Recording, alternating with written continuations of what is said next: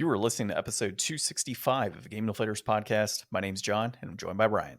Hey, everybody. Here at the Game Deflators Podcast, we like to talk about games we've recently picked up, games we're currently playing, and we've got an axe to grind in this week's Inflation Deflation Challenge.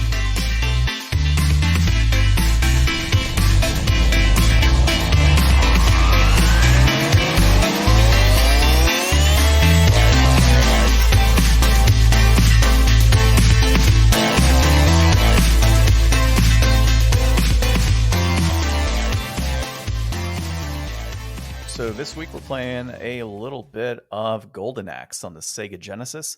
And, I kind of found it interesting because we had discussed potentially playing Golden Axe on the PS3 and then doing like a comparison. So that might be one of the next games we play here in the future, just to do that like while it's fresh comparison of two titles. Yeah, I really just wanted to check out something from that list of Sega remakes that they're working on that was just announced at the Game Awards. So Golden Axe is one of the ones we hadn't played yet, so fun to see where that came from. I've not really had much experience with Golden Axe before. Yeah, I've beaten Golden Axe in the past, the arcade. So going to an arcade and like just playing it through.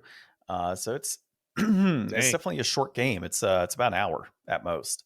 So I mean, we've realistically, if we were together in person, we probably could have knocked it out, pretty easily, because it's not a super difficult game. It's hard as like one player. Yeah, it was very difficult, I thought. Yeah, like it's in my opinion, it's actually much in my opinion, it's much easier to play it on an arcade cab than it is to play on a controller. Or using a D-pad. And so I was playing on the Retron, and using the little joystick on the Retron was like kind of a pain in the ass in comparison to if it was at an arcade, because it's mainly because of the running component, right? So when you're trying to do your quick run, it's hard to like with the Retron joystick like tap to the right or left to do your run, whereas with a joystick you're just kind of like slapping it really quick and you're good, right? So definitely that's one of those games that like I prefer to play on an arcade cabinet. I mean, I played it on a Switch, so yeah, so probably just as difficult of a time. But we'll get into that a little later for a full-blown review. But first, you can find the Game Deflators at thegamedeflators.com, our currently up-to-date website. You can find us on YouTube. We're on there, so you can check out older episodes, some shorts that we might have, unboxings if we got them. And, of course, you can find us on social media at The Game Deflators on Instagram, Facebook, and Threads, and then at Game Deflator Game Deflators on X. You can also find us on podcast apps all around. So just leave us a 5-star review and check us out on Apple, Spotify, etc.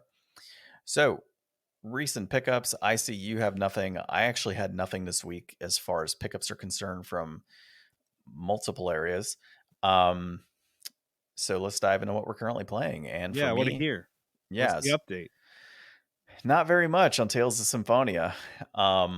You've been busy. I've been busy. I did play a little bit the other night, and right now I'm level grinding is what I found. So Why? I'm just finding like a tough time with some of these enemies. I don't know if it's because I'm not playing, defensively the right way, if I don't have the characters configured, but I'm finding I'm in this ruins level right now. So I went through, Lloyd was captured, and then you end up going through that whole scene of the Zions, right? So you go through that whole situation, you go back to the city that was kind of the in-between, and then they're like, oh, we got to go to these ruins. I'm like, okay. So I go to ruins, and I'm getting like wrecked by certain enemies. And I mean, I'm level 12, so it's not like I'm a low level in the game. I've got all the armor that I can pick up, like in terms of higher end armor. Yeah. I've got swords, like the damage is what it needs to be, but I'm just getting demolished. And I don't know if it's a level grind component, if it's just I'm not playing it the right way. I just reset the settings on the characters before I fell asleep the other night in level grinding, to kind of have at least like one character sit back as support to heal, and then having the other characters kind of go out and do their thing and attack. So I got to kind of tweak some things around. Maybe that'll help, buy some more items so I can go deeper into this dungeon or these ruins and get that figured out. But that's really where that landed. Mario Wonder, we're still playing. We ended up finishing whatever level we were on last week. We got to the next level, or world, I should say.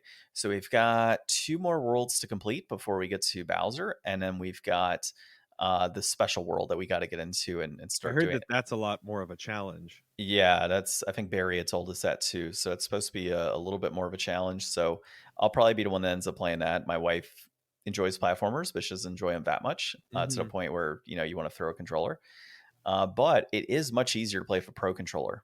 So Yeah, I do like playing with that in comparison to, the original Joy Cons on the little controller setup. yeah.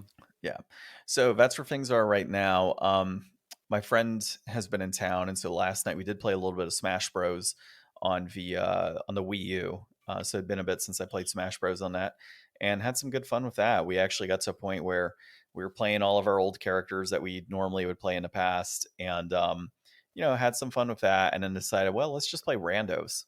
Let's see what happens by just putting random characters, Yeah. and it was Oh, funny, seeing him like struggle with certain characters he's never played before. And I'm like, well, I mean, I think like one of the characters he played Mega Man, who he's never played. I was playing Lucia, who pretty much mirrors Marth and all those other characters in Fire Emblem. So like I was solid on that. And I think there was one where I was playing Duck Hunt, and he ended up playing Mr. Game and Watch. oh, And so he's like okay with Mr. Game and Watch, but I'm actually pretty decent with Duck Hunt. So mm. that was pretty hilarious. And then I think the one that he beat me on randos was I was playing as Donkey Kong, and I don't remember who he was playing, but he had a faster character than I did. And so Donkey Kong, who I absolutely despise using, So versus whatever shocking. fast character. I hate using Donkey Kong. I use Diddy Kong though. Yeah, I have no Diddy's issue fun. with him. Diddy's fun. But I did lose my Diddy Kong matchup with him. He was playing Pikachu, and that's his main character, is Mm. Pikachu. So yeah, so we had some fun with that. And I guess the other thing is I caught up on a little bit of One Piece. I watched episode 1086, which you'll get to it when you get to it, right? Because you haven't finished Wano. And it was hilarious watching, because I had read that in the manga, actually, that particular scene.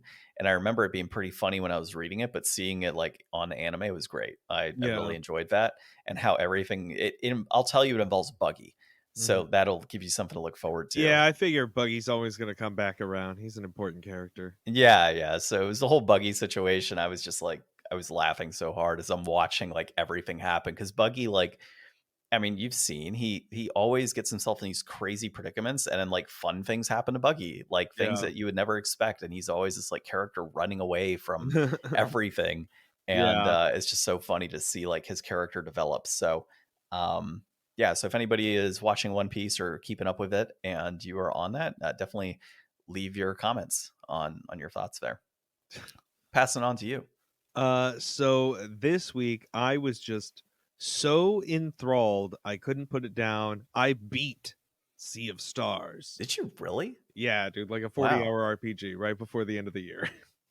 I love that you haven't beat Pikmin, Yep. but you knock out Sea of Stars that quickly. Yeah. Oh my god, dude. It was just so compelling and so good.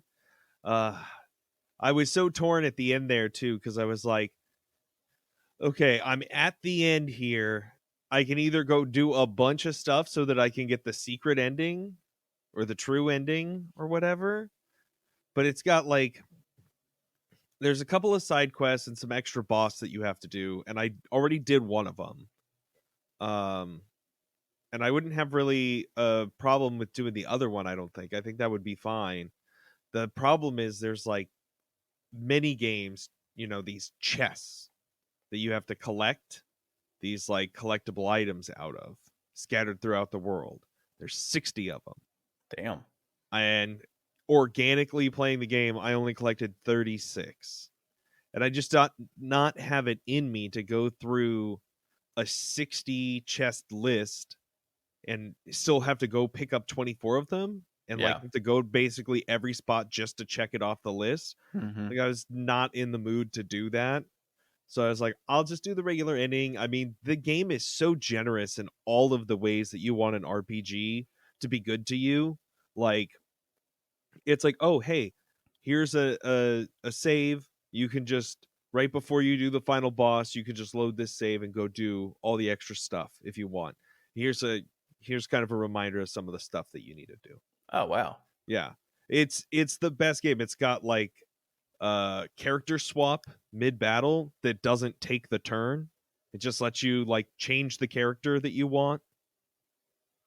So so it's a nice entry level type of RPG for gamers. I mean, I would say that it's just fantastic. Like it's got um timed action combat like, the Mario RPG series does. It's all on just one button. It's really generous where it's like, hey, this has this timed combat mechanic, but it's not like crucial. Like, don't get hung up on it if you don't get it all the time. There's all these different runes that you can get, or relics, I think they're called, that let you toggle on and off like certain difficulty modifier things. Like, I went through the whole game with this one on that's just like it automatically times your block 30% of the time. I still manually try to do it every time. So I don't really know, like, eventually if it's me doing it or if it's the system doing it. And if you don't know when the block timing is supposed to be, it kind of lets you kind of figure out when the block timing is supposed to be. And it, doesn't necessarily make it easier, but, there's lots of different ways you can modify this and just have a really good experience for yourself. Gotcha. The story itself is just so good. The characters are great. It's tied in slightly with The Messenger, which was one of my favorite games of a few years ago. Yeah, I can't recommend this RPG enough. It's on Game Pass, so if you have Game Pass, check it out there. It's really fantastic. And Yeah, then I'm go ahead. curious about the physical copies. So apparently, they said this is back in August. Mm-hmm. It says I Am 8-Bit will release a physical edition of Sea of Stars early 2024 is what they're saying. So, and it looks like you can get physical copies from Japan, but that's about it. I haven't seen anything else since then. Yeah.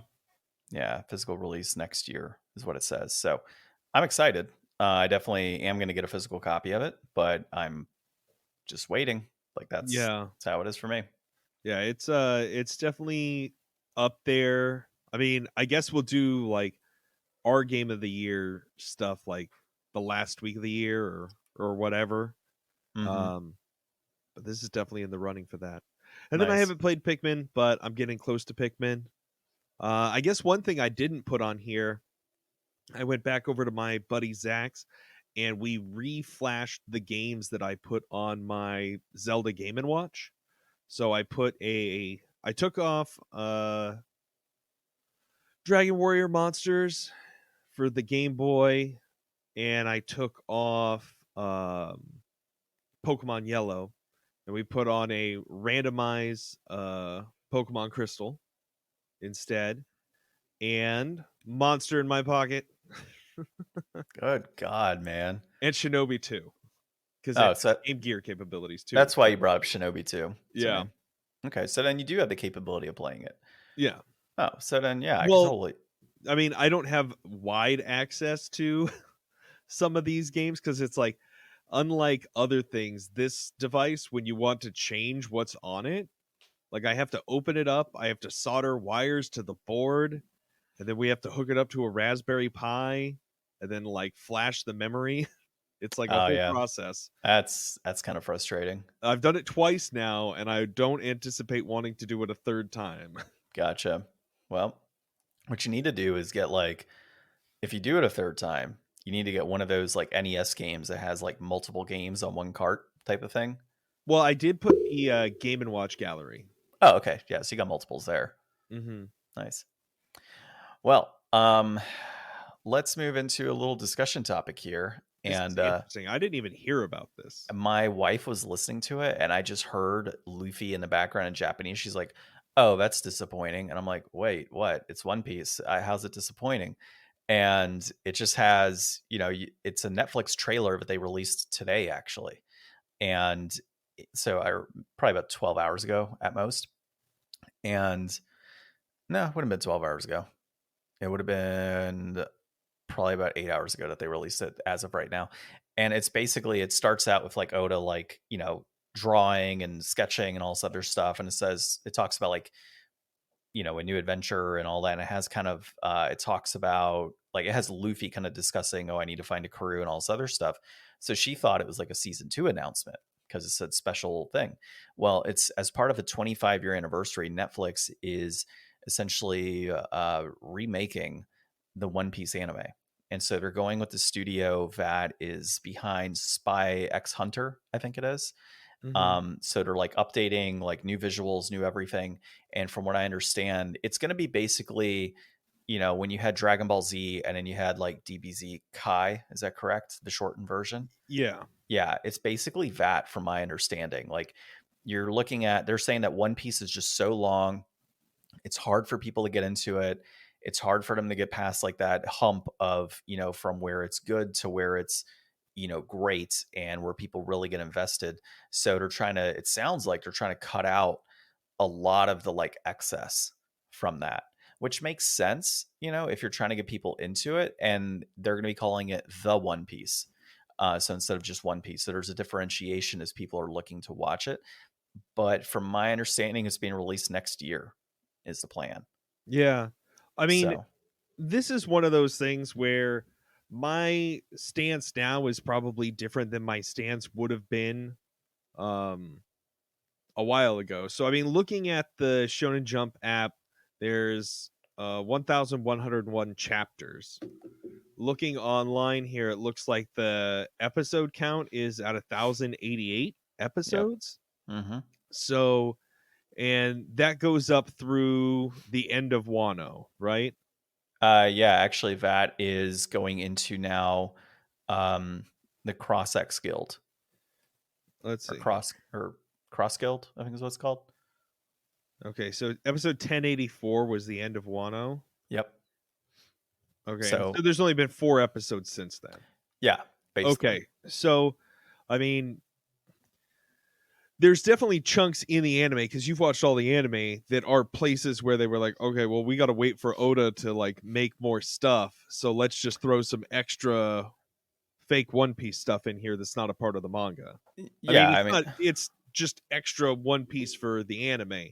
So if they're going to make a version that's going to have a higher budget and better animation, because like I know you've been raving about how good the animation and stuff is now, but like when you look back at the original One Piece episodes, like when did those come out? Like that was so long ago. Like yeah, I I mean, watched those here in America in like the mid early 2000s. yeah, they came out in 99, right? So I mean, you're talking like it's kind of like watching The Simpsons. When you watch episodes of Simpsons from the 80s, or I guess like 89, right? And then you Yeah. compare what happened over the last like 30 years of The Simpsons in comparison, it's a very similar, I mean, they're on, I think, season 35 on The Simpsons right now. Something The like that. animation on those is very different. And so it's Yeah. similar to And I One love Piece. old animation. It's no Yeah. knock against it. But Yeah. like if they could go back and use modern all that stuff to make One Piece and just do what's in the manga, because like the thing is, if Oda does so much groundwork laying things that are important hundreds and hundreds of chapters later on down the road, that it's like there's really not a lot of fat you can trim from like the essential story, but there's probably stuff that you could trim from the anime, just because the nature of anime is always playing catch up to the manga or Well, waiting for the manga. yeah. And so, I mean, when you look at the list of like One Piece filler, which I mean, everybody should do, right? I watched the filler because I enjoyed it and I had nothing else to do. Um, but like there's tons of sections that are just like filler, like it's just straight filler. And then there's anime canon and then there's manga canon. Yeah. And so obviously manga canon encompasses a lot of the One Piece episodes. And then anime canon is obviously, okay, we needed to fill in a little bit of stuff here, but it's canon to the overall story, but it's not exactly canon to the manga. It's a filler, but it's not a filler type of thing. So I do think there's a lot they can do there. I don't know how they're going to truly condense certain episodes. Like every single episode has some sort of component tied to it, like you said, that hundreds of chapters down the road reflects that. I mean, So maybe you could look at things like Alabasta, like that arc, and how can you cut some of the fat with certain interactions that are occurring on the boat right before they get to Alabasta? Like what can you do there? Or even in Alabasta, what can you cut out? Like I can see where they can well, do that, but there's so much important info. Yeah, but I mean, there's stuff like, so just looking it up here, it looks like this was from B-Bomb in October, so this is pretty recent. Among the 1070 episodes, anime series has 9% filler arcs, amounting to almost 98 episodes. So I mean, if you cut 98 episodes off of where it's at now, that puts it still at almost 1,000 episodes that you're looking at.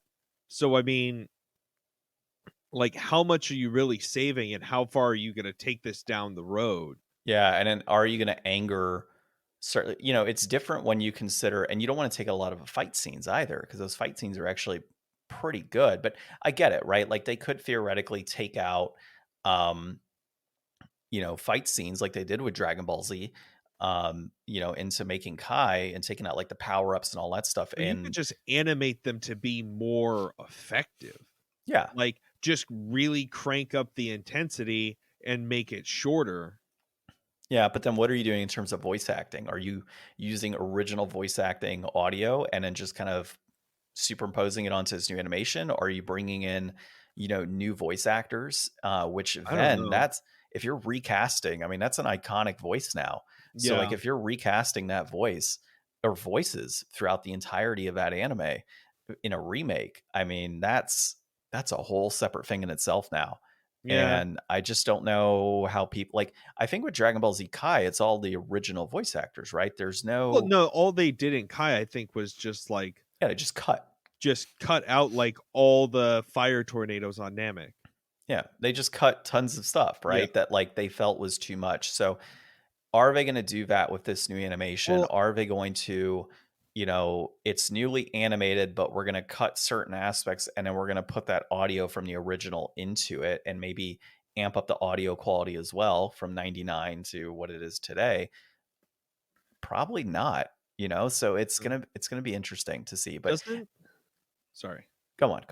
Doesn't One Piece suffer from that thing where they like every beginning of the episode is 2 minutes of the last episode kind of Yes. regurgitated to you? Yes, So it like if is. you cut that out, that could save you a bunch of runtime if you really streamlined it. And I mean, the biggest point that they make in the article here is just that, like, because One Piece is such a phenomenon worldwide now, like giving all those people a chance to onboard again from the beginning with something new, and be able to go back and maybe address things and make them a little more different. Like, maybe there's things they could do in anime now that they couldn't do back then as easily or as effectively, that they can really ramp things up. Like, what if the Arlong fight looked as cool as like the Wano fight?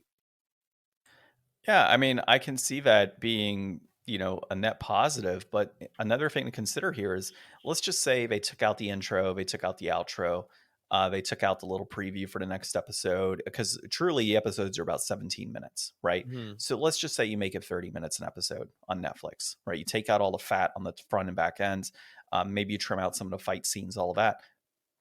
We're talking 25 years of anime Yeah. being remade. Okay. I think it's season 25 technically, or season 27. No, it might be season 21 technically. Um, but you're trying to take 25 years of episodes and say they do condense it and it's 30-minute episodes and maybe they don't cut out a ton of fat. How are you going to get that many episodes released in a timeline that's like adequate, Well, you know? Netflix is going to be around forever. And not Like, that's the thing, necessarily. because they're just doing stuff that's like already been done, and there never has to be a stopping point, and Netflix releases like batch stuff. They can just say, okay, we're gonna just go like arc to arc, and we'll be like, all right, here's 20 episodes this year. Maybe Alabasta is longer, so they're like, okay, here's 25 episodes this year, and then they just go year by year releasing arcs that are as long as they need to be in the amount of time that they have, and they just go with that many episodes. But then you have to take into consideration cancellation of it, and then also to consideration of, let's just Well, like, say it's not going to be successful. I mean, the thing is, I think unless like all the really hardcore people really turn and hate on it, But the thing is, like, with One Piece, like, there's not that fight between like the manga and the anime. Everybody wants both because they're like, you get so much more from it's just more One Piece. Yeah, and There's you nothing just wrong with just more. and the manga translates so well into the anime anyways, Mhm. that it's not like you're cutting a ton out there as well. So I mean, when You you get a do lot of benefit from the anime you don't get from the manga. that's true. But, let's just say you do cut out a number of great scenes and you have your hardcore fans are like, no, this is garbage. I'm not going to watch it. Plus, a lot of the hardcore fans have already watched it, right? They've already seen Yeah. up, they're already caught up. Like I'm caught up, right? Um, so what I could see happening though is like new entries into viewing One Piece. And I know we'll cut out to our articles here in a second because we're going to go over talk. We can do this all day. You're going to have these new entries into watching One Piece who are going to get to a certain point, and your hardcore fans are going to say, "Hey, now that you're on that arc, you should just pick up off the normal anime." Right. You should just go from there. Like, oh, you've watched what would have been 350, 400 episodes of One Piece. You're at, I don't know, we'll say water 7. You're at water 7 now. You're going to get more from just watching it from here, right? Or Yeah. to the point, and maybe Netflix, maybe this is what they're doing. Maybe they're doing it entry level for a little bit, kind of remaking to a certain point, making it easy. So that way fans, when they get to that, they can pick up what they've already bought or what they have rights to, playing on Netflix, because they do have a number of episodes on Netflix. Yeah. So we'll see Huh. long term what happens with this. I'm definitely curious, and I don't think I'll rewatch it unless the anime or animation just blows me out the water, and I can somehow convince my wife to watch it with me, Yeah. which Well, I don't think either happens. Well, the animation will blow it out, but I don't know about her watching it. yeah. Well, anyways, in other news this week, we have a fantastic tale coming to a tragic end. We put the final nail in the coffin for E3, and then Hasbro celebrates an amazing year of growth with mass layoffs.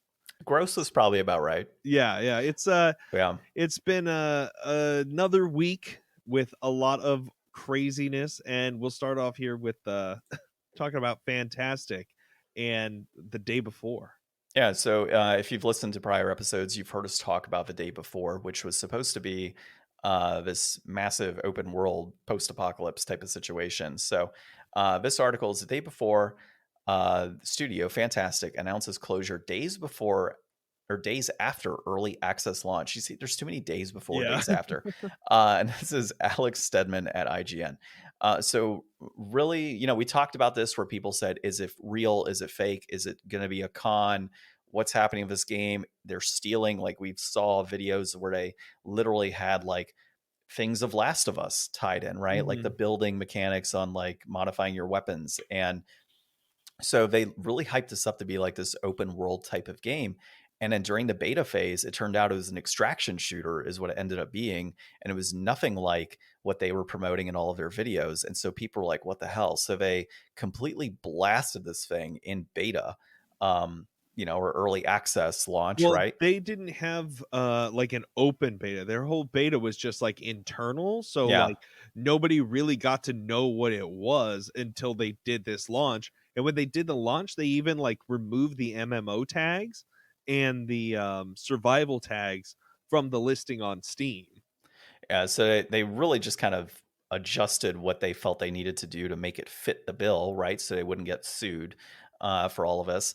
And yeah, so literally like days after that they do this early access launch, they're just like, hey, after all the blood, sweat, and tears that we've had over the It was a last full 5 launch. It years, wasn't an early access launch. what's that? It was a full launch. It wasn't early No, access. this was early access. They didn't even go full launch. They didn't get anybody's money apparently. No, they did. They charge everybody, but they're doing full refunds across Yeah. Steam and everything. It was a full game launch. Well, regardless, they are closed. They decided after all of years of hard work and dedication and free labor that they were able to get off of community service and freebies from out there in the world, that they were going to close the studio. And we don't have it noted here, but apparently it's a rumor. But apparently they rebranded their name and changed their name to like another studio, and Yeah. people are anticipating it's another con to try and like get away with creating something and then relaunching whatever it may be. And they've apparently launched games in the past. I'm not 100% aware of all of their titles. Yeah, so they did Prop Night, which was actually like a pretty well received game and had some traction behind it online. But that was like the biggest project. They had a number of unreleased projects that they had worked on. Actually, Skill Up did a really good video that goes over this whole fiasco and goes into a little bit more depth on the brothers who made the company and kind of were the ringleaders on this whole thing. But yeah, I mean, it's been just such a crazy journey from like them talking and hyping this up, and now they've deleted all of the social accounts. They removed all of the videos off of their YouTube for all of the trailers and everything that they ever had up. They basically tried to get away with everything here, and it's like, if you look at I think they went over some of their like financials, and they had like $25,000 a year in like travel expenses and things. Like, it was bananas, like the money Hmm. these guys were making, and trying to get volunteers to work on this game. And then it just comes, and it turns out to be like basically a giant asset flip too. Like, most of the things that are in the game were just pre-made assets for the Unity client or the Unity Engine. Unreal Yeah. Engine, and they just, flipped it. So I was reading a lot of like comments on Twitter and such, or X, over the last since we saw this come out, and there's a number of bots actually, or if it's not bots, prior employees or people that have these accounts who are saying, "Man, like it's so disappointing that they closed the doors on this publishing company or whatever or development company." God, And I had 15 to 20 hours into the day before, and I absolutely loved it. I thought it was fantastic for what it was, God. and like it's just scattered. It's like random people saying like they loved the game and it was so great and they wish that they would continue developing it. I'm like, where the hell are these people coming from? So like all these Yeah, there's like these comments back that go, either you're a bot or you're an idiot. right? Like if you Yeah. truly enjoyed this game. And some people are like, I played the game too and I thought it was absolute trash. Like, what are you talking about? Yeah, anybody So who can get a refund should. yeah, yeah. And because there's not going to be any more, obviously support on it anyways. So I mean, if there's bugs and other things in there, good luck. And then one guy said, "Well, can we just have it like put out for like open development, like open source code so we can all improve on it as a community?" And this one guy was like, "Well, you could just go to the Unreal Engine and there you go. Yeah. Like you're all good. You don't have to do much of anything. It's all copy paste anyways." Yeah. So, I yeah, think go on. Oh, I was gonna say, I think that the biggest lesson in all this is just like how much hype can amount to nothing. Like, I mean, these guys had like a billboard in Times Square. This was like the most wish listed game on Steam. Like, all of this, and it just turned out to be nothing. Yeah. It's insane. I'm curious to see if there will be like further developments on the executives that led this company Yeah. and like if there's lawsuits and other things that follow. So stay tuned to the Game Deflators to see if Maybe anything we else. get a good documentary about this in 5 years. Maybe. Yeah, that'd actually be pretty cool. So maybe one of those like videos on YouTube. It's like this long Yeah. expose on like this particular company. So we'll see. In other news about things dying, E3 is officially over. It's gone forever. And this is So Ash sad. Parrish at the Verge. What's that? So sad. So sad. Um, so really, long story short, COVID, all of these things, of course, contributed to E3 and its demise, but this goes further back. So when you start looking into E3 as a whole, you got to look back at Nintendo and what they were doing with their digital programming to showcase, new games, Sony State of Plays, Xbox, and what they're doing virtually as well. So a lot of the companies have been opting to do their own, showcases essentially of their other video games. And what that's amounted to is those companies not putting in a deeper investment into E3. And we saw that years past prior to COVID, where Sony said, "Hey, we're not coming." Or it Mhm. was Microsoft saying, "Hey, we're not coming either." Nintendo, I think, was one of the first ones to back out. Yeah. And so you really ended up having like Ubisoft and all these other companies that were, getting the main stage, and even they started backing out. So Well, and they couldn't carry the whole like show. Like, they only have a couple of games to show. and they don't have 15 minutes of footage that they want to play for each of those two games. Yeah. And so what you ended up having is an event that was originally like a four of a press type of an event. It was very tight knit. It was, really four of a press, and you just had different era, right? And how we do things today with the the promotion of video games. I mean, you had when they started opening it up to fans and stuff, you had all these demos on the floor and all these cool things that you could see and experience, and like that's all great. But I think what really kind of was the end demise here of, or really the demise of E3, was just not growing the way that they needed to grow and evolving as an event to really kind of capture what they needed to do. So super expensive setups, having these massive multi-million dollar booth setups at events for these companies, charging however much they charge to be able to have the main stage for, showcasing their games. And then you got folks like Sony saying, well, we could do that at a fraction of a cost, get the same amount of reach to the fans who are just as important as the editors and writers here within the media.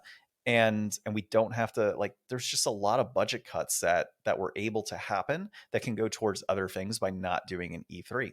And I think when you look at something like the Game Awards is really like what the fans are wanting, right? The trailers and everything else. Like that's what we as fans expected from E3, to see trailers and to see all of the talks of what's happening. We could still do that with Sony, Microsoft, Nintendo coming to us directly Yeah. outside of an E3. Like that's how we were viewing it anyways. So, I get it. Like financially, it didn't make sense for these companies. Financially, it didn't make sense for E3 to reduce, the footprint of some of these larger companies. And with things going in a more digital era anyways, it just makes sense, that Yeah. it's gone. Yeah, I think it's a shame. I really always enjoyed E3. I mean, we basically get that from Keighley now anyways with Summer Game Fest, and then we get Winter E3 with the Game Awards. Although, there was a lot of backlash to the Game Awards this year with just like how the presentation was done. So who knows how much that'll change. And I mean, that's the thing. Keighley needs to keep adapting and keep changing and listening to the feedback, because he doesn't want it to die out like E3 has. He understands that you need to be nimble and you need to make adjustments as you go and just keep trying to do better. And he does a really good job with what he does.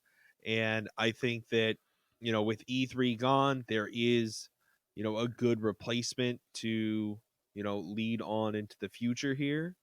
I always wish I could have gone, but never got to go. So sucks. Well, and when you kind of look at the difference between those two Game Awards and E3, I don't think Game Awards is going anywhere anytime soon. Summer Games Fest, maybe, but even that is, a little different than E3 was. I mean, E3, again, like a major part of finances that backed that event were coming from, booths being set Yeah. up, rental spaces, the main stage, sponsorships, that type of stuff. Whereas something like the Game Awards is, hey, we're putting on this event. Yeah, you can pay us to showcase your trailers because all eyes are on the fact that we have, these video games that are being promoted, right? That, via like best in show or whatever, or, game of the year and all this other stuff. So, I think when you kind of look at that and then you're bringing in a lot of industry folks to kind of experience this and celebrate gaming as a whole, it's a lot different than E3, which is very much a corporate push for showing what these corporations are doing. And it was more of the technical aspects of what you can expect from these companies versus what you can expect from these companies from a gaming perspective, not necessarily from a financial, monetary, all of these other things that normally it was just a media was privy to and then expanded out. And yes, it grew in some areas, to try and differentiate itself from what it once was, but I don't think they did enough. Yeah. No, I agree. I think, we'll see how things move forward in the future. I really, the best thing I can hope for to get out of the death of E3 is I want a really nice coffee table book that goes through the whole history of E3, highlights some of the stuff, pictures from the show floor. I think that would be really nice. And I imagine somebody out there will put together, if there hasn't already been one, but just now that it's finally capped off, that would be something that, I don't have any of those kind of gaming books. I know that there's lots of we've talked to a couple people who are writing them, and we've seen some people at cons that are selling really awesome books. But I think a history of E3. If you're a Yeah. writer, write that. Well, and so I would never say never, by the way. Like, yeah, it says E3 is gone forever, right? I don't buy that. I could see 5, 10 years down the road, hey, it's a reimagining of what E3 was. We're back type of Oh, thing, dude, yeah, right? but they'll have to call it E4. I guess well, no, not really. I mean, it stood for what? Electronics Yeah. Expo something. I don't remember. But either way, I could see that happening like 5 to 10 years, like E3 returns, and there being a ton of hype on that. Like they learn from the lessons, they see what the now competitors or former competitors are doing. What can they do that's the same, if not different? How can they really stand out as this new event? And at what time during the year can they do that? Because you still have Tokyo Game Show or Tokyo Games Expo or whatever.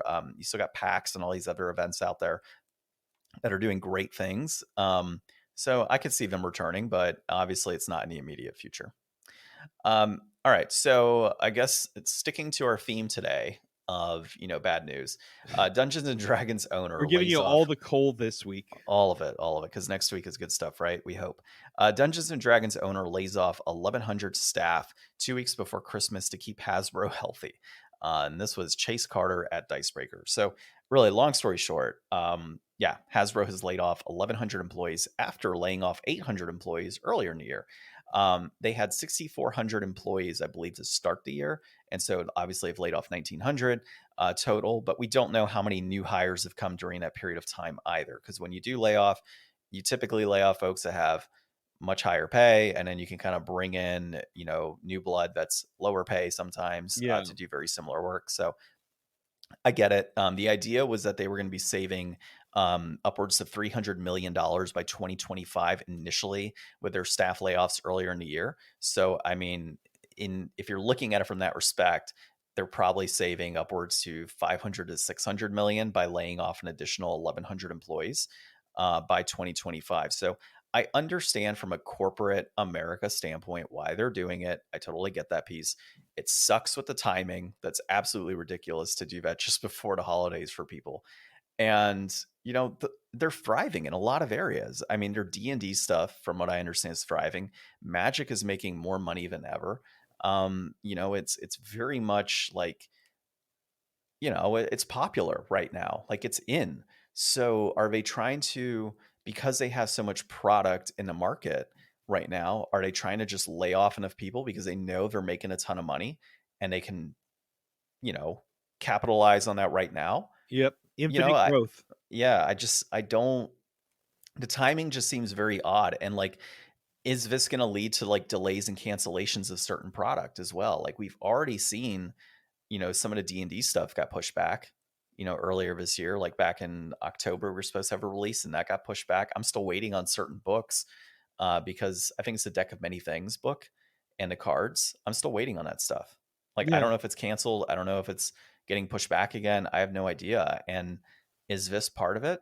Maybe. Are we going to see further issues like that down the road that negatively impact the business of Hasbro? And it wasn't just D&D, by the way. This affected Wizards of the Coast as well. So, I mean, you're talking Magic stuff also being impacted. So Yeah. I think I don't get it. You're Yeah. having great financial success. You're already going to save $300 million. You're cutting these people out during a period where you have like peak items that are being released or are in development. Why not cut them after the holidays? Why not cut them, you know, prior to or after these products are released? Maybe it's for tax purposes, paying out, what do you call it? Uh, I forget the term, but paying people Severance. out. What's that? Severance. Severance pay, maybe for tax purposes, or cutting these people prior to the holidays. So the severance pay gets factored in, and then they can go ahead and, add that to tax breaks. I don't know. Yeah. I mean, whatever they're doing it for greedy reasons that don't involve making any sacrifices themselves in a year that they've already been, making record profits on, this section of their company specifically. I mean, not to mention like, the success of the Barbie movie, Baldur's Gate 3. The D&D movie? Yeah, the D&D movie. The actually the CEO of Larian Studios, developer of Baldur's Gate, Sven Vinke, he made a tweet, thanking them for their cooperation and helping them with their success and winning the game award. And he said in that tweet that it's a sad thing to realize that of the people who were in the original meeting room, there's almost nobody left. So Yeah. having helped them, institutionally as the holders of this property, you know they were immensely helpful, I'm sure, in the creation of this product, and they're all gone, just for some more corporate greed. It's just one of those things, like, corporations are never your friend. Hasbro is a soulless evil company that will just keep draining things dry and keep trying to save a buck here and there, and they don't really give a shit about anyone. Yeah, I mean, really, Hasbro CEO Chris Cox is definitely living up to the name for sure. Yeah, Yeah. I know. Yeah. All right. Well, let's go into our inflation deflation for the week. Some good fun here to kind of cap off the episode. So we played some Golden Axe on the Sega Genesis. There's multiple versions of Golden Axe all over the place, but this one specifically is developed by Sega, published by Sega, directed by Makoto Uchida. I actually think I got that one. It was released in December of 1989. It is a beat 'em up hack and slash title with general reception around a 9 out of 10. So, Ryan, synopsis, please. Yeah, so in this game, you choose from one of three heroes to set out on a journey to defeat Death Adder and rescue the princess and the king of your land. It's a pretty classic tale, widely seen as taking a lot of inspiration from Conan and other, action fantasy type genre that I feel like we don't really see as much anymore today. It was originally an arcade release, and the home console version added some more stuff to it. But overall, I mean, it's a pretty, light on story. Just move to the right and punch dudes and jump kick dudes and whatever you can. I mean, I played as the chick. I had a sword, and I could do like a spinning like attack behind me, a jump attack, and just like a swinging combo, and I could throw people. It was pretty good. I enjoyed it. I found it pretty difficult though. Yeah, I mean, I had to it's cheat a lot. yeah, so it is difficult in my opinion on the home console, which is what I stated earlier, and a lot easier playing on an arcade cab. So playing on an arcade cab, this game is easy peasy, dude. Like it's actually a very good Is game. it It's a lot really? of oh yeah, it's I played so on arcade mode too. well. I played on arcade mode as well, but I mean, it comes down to how you're controlling. If you had like an arcade cabinet joystick and the buttons, in my opinion, it's much easier to control than if you're playing on a home console. That's really at the end of the day how I I kind of was look at that using a one. joystick. I wasn't using a D-pad. I was playing on Switch, so I could also rewind time and go back and fix mistakes that I Well, made. so I mean, people listening are going to be able to hear. So like with a joystick on a thing, you can go like tap tap really fast to Yeah. be able to do a run. Whereas with your a thumbstick on a Nintendo Switch, it's a little different because you got to like go like this. It's not Uh-huh. as quick of a movement. So when it came down to being able to move around, like the joystick just adds like that ability to kind of quickly maneuver where you need to. Whereas the thumb pad really or thumb joystick, however you want to call it, Did you play on the Retron? I did, which has the Okay. little joystick as well, but it's just still so difficult. I mean, it's not the It'd same. probably be better on a D-pad then, because you could just double tap the button. You can, yeah, on a D-pad it would definitely be better, for That sure. Retron controller's the worst. Yeah, yeah. I considered putting in my like Sega Genesis controller to play it, but still, I mean, I was lazy. Yeah. I did get to like stage 4 or 5, I don't Yeah, remember. same here. Um, but it was still difficult to play through like that. I played as the guy. I don't remember the exact name of who it was, but I played as him. It's really kind of slow pace when you're using like the joystick on a controller compared to a cab. And, I did find it to be very difficult to play on that. I did enjoy the mechanics of the game. It's definitely a 9 out of 10 game, in my opinion. It still holds up very well today. It's just a matter of like how you decide to play it. And the cabinet's just the far superior version in this instance. And I don't think I've really said that often in when we play console and cabinet games. There's a lot that translate pretty well. This is one that I think doesn't translate as well. Okay. Yeah. Well, let's get down to brass tacks here. Complete in-box copy that'll run you $39.74. That peaked at $55.29 back in October of 2021. That's currently trending down. Loose copy will run you $18.35. That peaked at $26.41 back in November of 2021. That's currently trending up. You can get access to this on digital console through the NSO expansion pass. There's also the Sega Vintage Collection on Xbox 360, which you can download digitally via Xbox for $9.99, and that's the first 3 games, I guess. It's like a collection. Or you can go to Steam and purchase Golden Axe for 99 cents. Alternatively, if you want a far superior experience, you can go to Best Buy and pick up the Golden Axe Arcade 1-Up for $450, Oh my gosh. and you can The most play it. expensive version of this game. Yeah, if you want the true experience, like that's the way to go. Or I mean, if you could pick up some sort of like, arcade cab style joystick setup that you can put into your system, and they do have that on the Genesis if you decide to go Genesis route, and you have that. But there's options that you can go to kind of give you a better experience. I should have done that. I should have hooked up my whole setup. You Yeah. know, maybe next time that comes to be an issue. I think like I said, 9 out of 10 for sure. I think it's a great game, even if it doesn't translate as well on the console. 39.74 to me is just steep. I don't know how anybody was Yeah. paying $55 for this game. In my opinion, it's always been like, I've always viewed this as a very low cost, easy to find title. Like I've seen this game come across tons of times, so I don't know why it's so expensive Yeah. at 39.74. And now that you can get it through a number of different areas, I mean, and it's been, when you look at those like Sega Genesis built-ins or whatever, it's like, all the games kind of in there to at Yeah. game stuff. I think Golden Axe is like a Yeah, frequent, it like gotta be always in a on it. bunch of those Sega Yeah, collections. it's in a ton of those. Like if you really want to experience Golden Axe, I would go There's that easy route. ways to do it. Yeah, there's tons of ways. I mean, 99 cents on Steam. Like you said, it's on Nintendo Expansion Pass. You've got it on the 360 Vintage Collection, digital for $9.99. And I it's mean, I not think something that's the you way to couldn't go. wait out. Like, you could just wait until you find a reasonable copy, because it's not pressing. I mean, it's a good game, but it's not a game that like you couldn't wait to play later. Like if you already have never played it, not a big hurry to get there, even if it's a good game.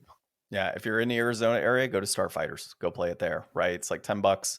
There you go. Go enjoy yourself for a few hours of game time, hog up that arcade machine, and it's set to free play anyways, so unlimited quarters, and have at it.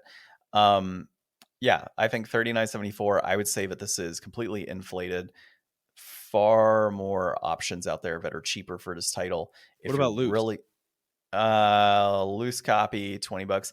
Honestly, like this is a game that I'm so conflicted because like the price point to me doesn't reflect to what I've known as a collector for this title. What do you think? Like 15 bucks? I've always seen this game complete in box for like $20 at most, maybe $15. So it's just baffling to me to see it so high right now. Like I'm just I mean, I'm kind of like in sticker shock moment right now with this title. I didn't think it was this high. So, I think if you're looking to complete in box, you could find it for $20. I think that that's fine.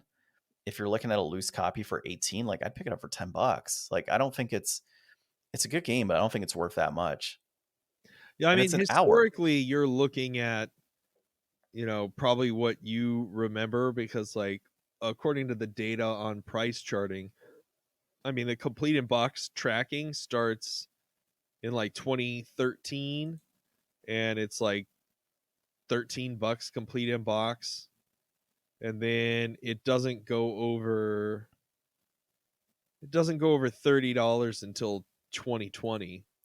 Yeah, there you go. I Loose mean, copy is still like 15.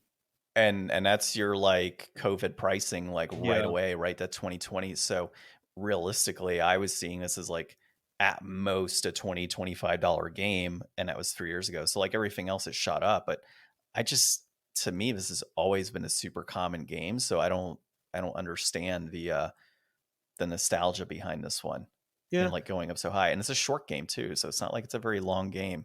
I mean, looking at recent sales, I mean, you can still get like a cartridge only for like $11, $12. I mean, these are all averages of what's going on. So, I mean, you could definitely get it for a better deal. I would say, yeah, anything over $15 is probably too much. So we'll probably call this one inflated then, right? Yeah, I think it's inflated for sure. Okay, sweet. Cool.